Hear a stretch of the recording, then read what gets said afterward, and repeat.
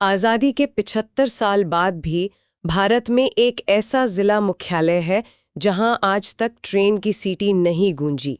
ये कहानी है सिरोही की और उसके दशकों लंबे इंतजार की, जो अब शायद खत्म होने वाला है। आज हम इसी पर एक गहरी नज़र डालने वाले हैं। हमारे पास the Bikaner news, ABP news और पत्रिका जैसे कई स्रोतों से जानकारी है जो इस पूरे मामले की परतें खोलती हैं। चलिए समझते हैं कि सिरोही की किस्मत बदलने वाली ये नई रेलवे लाइन आखिर है क्या और इसका असली मतलब क्या है। और ये कहानी सिर्फ पटरियां बिछाने की नहीं है। ये कहानी है कि कैसे स्टील और कंक्रीट का एक टुकड़ा एक पूरे इलाके की अर्थव्यवस्था, समाज और उसके भविष्य को बदल सकता है। हमारे स्रोतों से जो जानकारी मिली है वो बताती है कि ये प्रोजेक्ट सिर्फ एक ट्रांसपोर्ट लिंक नहीं बल्कि एक उम्मीद की किरण है। तो चलिए शुरू से शुरू करते हैं। ये जो नई करीब 96 किलोमीटर्स की मारवाड़ बागरा सिरोही स्वरूपगंज लाइन है, इसकी सबसे खास बात क्या है? सुनने में तो ये किसी भी और रेलवे प्रोजेक्ट जैसी ही लगती है। इसकी सबसे खास बात है इसकी लोकेशन। जैसा आपने कहा, सिरोही राजस्थान का एकमात्र जिला मुख्यालय है जो आज तक सीधे रेलवे से नहीं जुड़ा। सही बात है। आपको अपने ही जिले के हेडक्वार्टर्स जाना हो, लेकिन ट्रेन वहां तक जाती ही ना हो। लोगों को अब तक पास के आबू रोड या पिंडवाड़ा स्टेशन पे उतरकर बस या टैक्सी से घंटों का सफर तय करना पड़ता था। ये नई लाइन उस बुनियादी कमी को दूर करेगी जो आज़ादी के बाद से ही मौजूद है।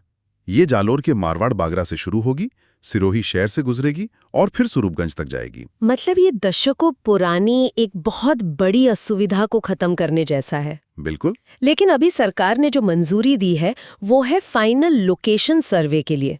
ये सुनने में बहुत तकनीकी लगता है। क्या इसका मतलब ये है कि कल से ही जमीन पर काम शुरू हो जाएगा या ये बस एक और सरकारी घोषणा है? आपने बिल्कुल सही नस पकड़ी है। सर्वे की मंजूरी का मतलब ये नहीं है कि कल से बुलडोजर चलने लगेंगे, लेकिन हाँ, ये एक राजनीतिक जुमले से कहीं ज्यादा है। इसे ऐसे समझिए कि अभी तक ये प्रोजेक्ट सिर्फ एक आइडिया था, मतलब कागज पर एक सपना। फाइनल लोकेशन सर्वे या एफएलएस वो पहला कदम है जो इस सपने को हकीकत में बदलने की प्रक्रिया शुरू करता है। तो इस एफएलएस में होता क्या है असल में? इसमें इंजीनियरों और सर्वेयरों की टीम जमीन पर उतरती है। वो सैटेलाइट इमेज, ड्रोन और जमीनी उपकरणों का इस्तेमाल करके ये तय करती है कि लाइन बिछाने का सबसे अच्छा, सबसे सीधा और सबसे सस्ता रास्ता कौन सा है। अच्छा। उन्हें देखना होता है कि रास्ते में कितनी नदियां हैं, कितने पहाड़ हैं, कहाँ पुल बनाने पड़ेंगे या कहाँ सुरंग खोदनी पड़ेगी।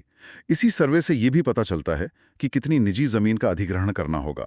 तो एफएलएस रिपोर्ट को आप प्रोजेक्ट की जन कुंडली कह सकते हैं। इसमें लिखा होता है कि प्रोजेक्ट कैसा दिखेगा, लागत कितनी आएगी और इसे पूरा करने में क्या क्या चुनौतियां आएंगी।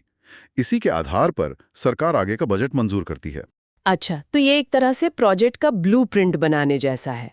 अब समझते हैं कि ये लाइन इतनी जरूरी क्यों है। ये सिर्फ सिरोही शहर को ही जोड़ेगी या इसका असर और भी बड़ा होगा? इसका असर बहुत बड़ा है। ये सिर्फ एक शहर को जोड़ने का मामला नहीं है। ये पश्चिमी राजस्थान के एक बड़े आदिवासी बहुल और कृषि प्रधान इलाके को देश की मुख्य आर्थिक धमनियों से जोड़ने की कोशिश है। सीधे रेल नेटवर्क पर आ जाएंगे।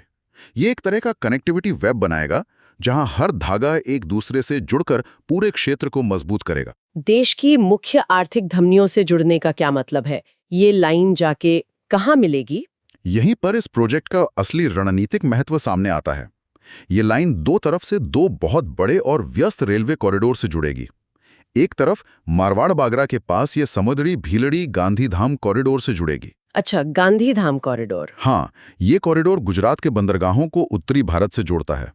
और दूसरी तरफ स्वरूपगंज में ये जयपुर अहमदाबाद मेन लाइन से जुड़ेगी, जो दिल्ली मुंबई रूट का एक अहम हिस्सा है। एक मिनट, इसका मतलब तो ये हुआ कि सिरोही का कोई छोटा व्यापारी या किसान जो आज शायद अपने जिले से बाहर माल बेचने की सोच भी नहीं पाता, वो सीधा अपना सामान गुजरात के बंदरगाहों तक या फिर दिल्ली और मुंबई जैसे बड़े बाजारों तक भेज पाएगा।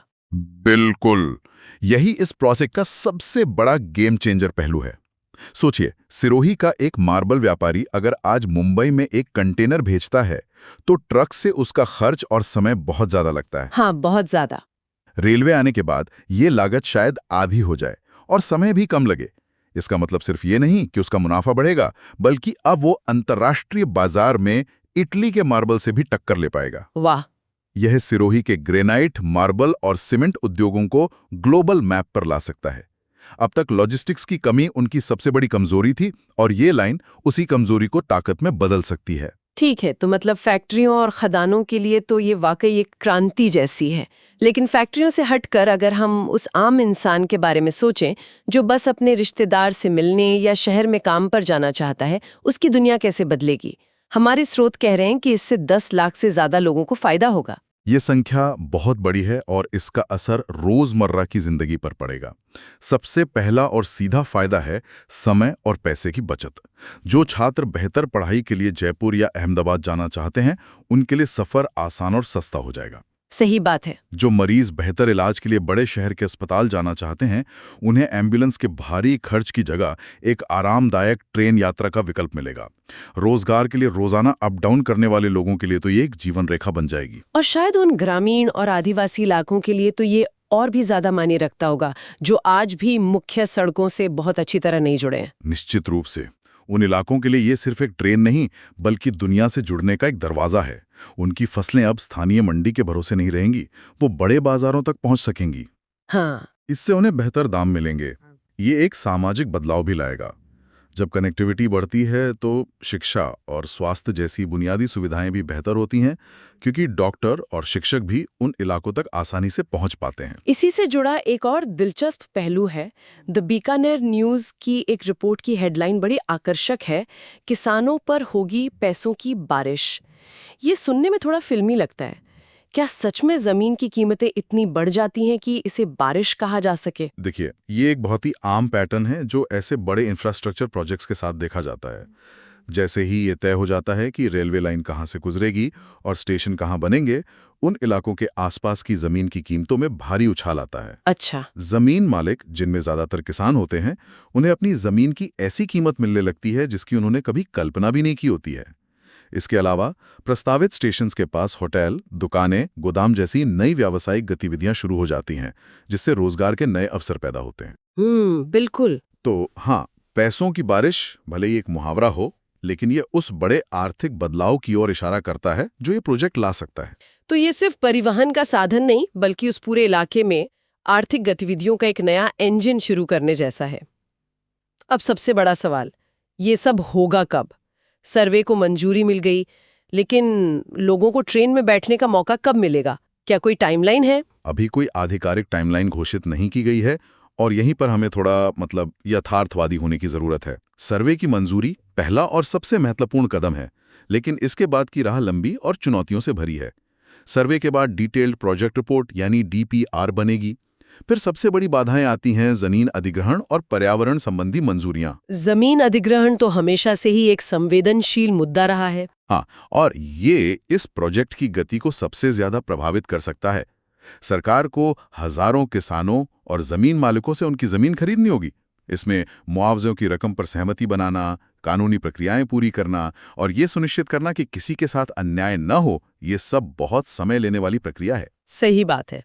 इसी तरह अगर लाइन किसी जंगल या संवेदनशील पर्यावरण वाले क्षेत्र से गुजरती है, तो पर्यावरण मंत्रालय से क्लियरेंस लेने में भी सालों लग सकते हैं। तो अगर सब कुछ ठीक रहा, तो हम कब तक उम्मीद कर सकते हैं कि जमीन पर काम शुरू हो? एक मोटा अनुमान ये है कि अगर सर्वे, DPR, फंडिंग और सारी मंजूरियां समय पर मिलती हैं, तो भी जमीनी काम शुरू होने में 12 से 18 महीने या उससे ज्यादा लग सकते हैं। अच्छा। और फिर निर्माण पूरा होने में कई साल लगेंगे। तो ये एक मैराथन है, स्प्रिंट नहीं। लेकिन अच्छी बात यह है कि रेस अब शुरू हो चुकी है। इस प्रोजेक्ट को थोड़ा और बड़े कैनवस पर रखकर देखते हैं। क्या ये राजस्थान में हो रहा कोई अकेला बड़ा रेल प्रोजेक्ट है या ये किसी बड़ी रणनीति का हिस्सा है? ये निश्चित रूप से एक बहुत बड़ी राष्ट्रीय रणनीति का हिस्सा है। हमारे स्रोत बताते हैं कि इस समय पूरे राजस्थान में रेलवे के इंफ्रास्ट्रक्चर को अपग्रेड करने पर जोर दिया जा रहा है।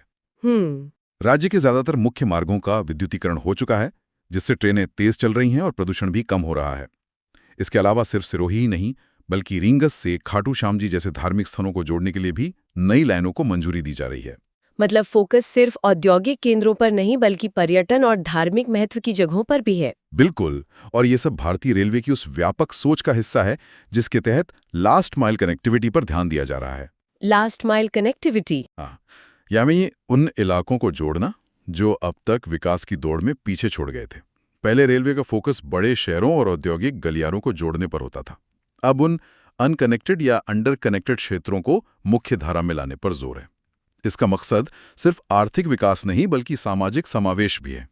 तो इस पूरी बातचीत का निचोड़ यही निकलता है कि मारवाड़ सिरोही स्वरूपगंज लाइन सिर्फ लोहे की पटरियां नहीं है। ये सिरोही के माथे पर लगे अनकनेक्टेड जिले के टैग को मिटाने की कोशिश है।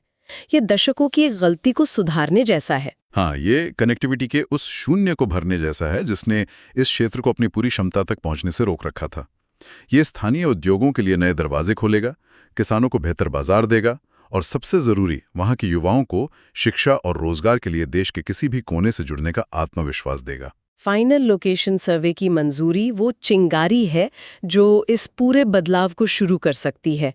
ये इस बात का संकेत है कि अब ये प्रोजेक्ट सिर्फ नेताओं के भाषणों और सरकारी फाइलों से निकलकर जमीन पर उतरने की तैयारी कर रहा है। निश्चित रूप से। और इस पूरी चर्चा से एक विचार सोचने के लिए जरूर उभरता है। हमने आर्थिक और सामाजिक फायदों की तो बहुत बात की और वो वाकई बहुत महत्वपूर्ण है। ये लाइन इस क्षेत्र में समृद्धि लाएगी, इसमें कोई शक नहीं।